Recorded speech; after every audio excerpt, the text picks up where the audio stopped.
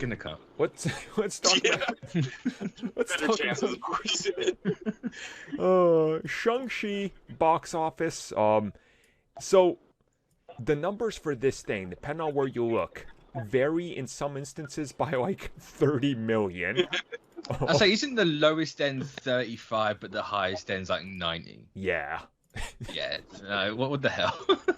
What's going on? Pandemic. Talk about covering your bases. Like, Yeah. That's a Movie pretty big math. spread, right? movie math does no longer exist.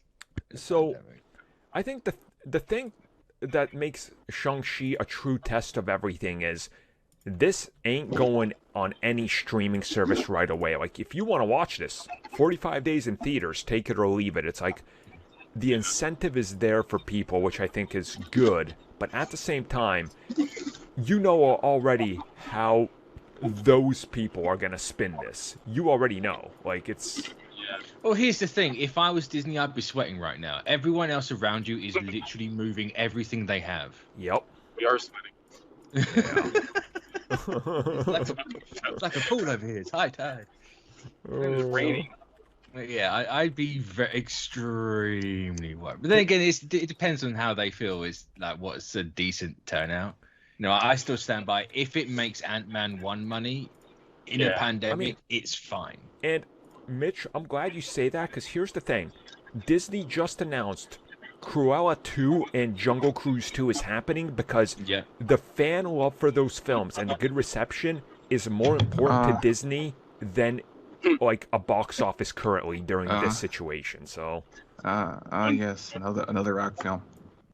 Yeah, I mean, Jungle Cruise 1 was a good movie. Dude, I love that movie. It's a good movie. Love it. I haven't seen Cruella yet, but Jungle Cruise was a fun movie. Cruella is amazing. I just have to say, it's like it's just like he doesn't change character. That's it. No, he doesn't change his shirt either. But hey, Don't shame the Rock. I tell you, like he wears something different in that. Is it Red Notice? That film with where it's literally, hey Ryan Reynolds, hey Gal Gadot, hey The Rock. Yeah. Tristan, be careful. That's our next president coming up, man. You better watch how you talk about Yeah, him. it's true, though. Probably will happen. Which, again, you know, it's an interesting time for everything right now in Hollywood because we see that right now box office isn't as important because of the grand picture. And look, if Shang-Chi comes out, and let's say it makes only $300 million worldwide, that's great considering. And it's great because in 45 days, people are going to jump on Disney Plus and watch it. The numbers will be huge. Like, I mean, they're not going to lose much with this film. They're going to gain in the long run, so I'd say it's just a different way. It's a roundabout way of getting to the same place. Yeah. Now, would it be nice to have Shang-Chi being like, you know, the next billion-dollar franchise right off the bat, along with like Black Panther and Captain Marvel? Of course it would. Yeah. Would they have Disney loved that? Of course they would have. Are they going to get it now? Of course. I mean, in this day and age, $1 billion picture isn't realistic anymore. No. And you know, like no studio can expect any type of movie to open that to that any. I mean, at least right now, you know. So I'd say we're at least 2 years away from another $1 billion movie, I reckon. Mm-hmm. Yeah. At least, depending how, you know, Western leaders treat this Delta variant. Yeah. Because right now it ain't great. What? It ain't great.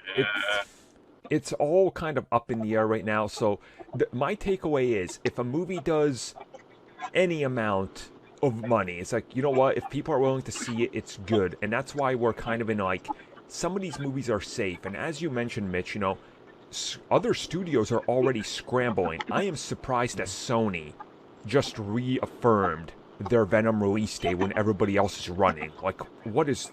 Oof, that is. But they'll move it again.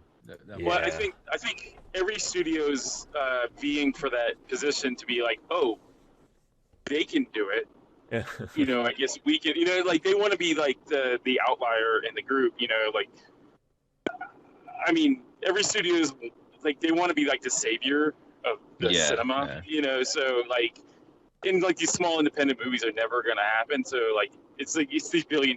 Like if Shang-Chi goes into the box office and makes and just throwing this out like 90 million the first week, people are gonna go, oh wow. If they can do it, we can do it too. So, and then everyone wants to be that leader, of that. Shang-Chi is definitely like the great test for everyone. Yeah. And if Shang-Chi doesn't do well, then Venom's definitely moving back. There's no way Sony's trying to stick it out there. There's no way. Especially, like, if we look at Shang-Chi originally, before everything happened, if you look at long-range forecasts for that film, like 2 years ago, when it was still meant for its, like, February release date or whatever, people were like, this is the new Captain Marvel, Black Panther. Like, that's what it was set to do. Yeah. Like, people were like, no, this is going to be 100 million opening weekend. But things have changed enough, and it's like, it's unfortunate, but at least Marvel is committed to this character and has a future for him, so we don't have to worry. Where other studios, if it bombs, it's done, because they can't be afforded that same luxury, so... Yeah, it's unfortunate. It's a victim of circumstance. Yeah. Yep. Yeah. I wish somebody didn't use the word experiment while describing the movie. But, that's a different conversation altogether. Yeah. I can't say who. Yeah. You know who we are. Terrible choices of words. But hey, speaking of not terrible choice.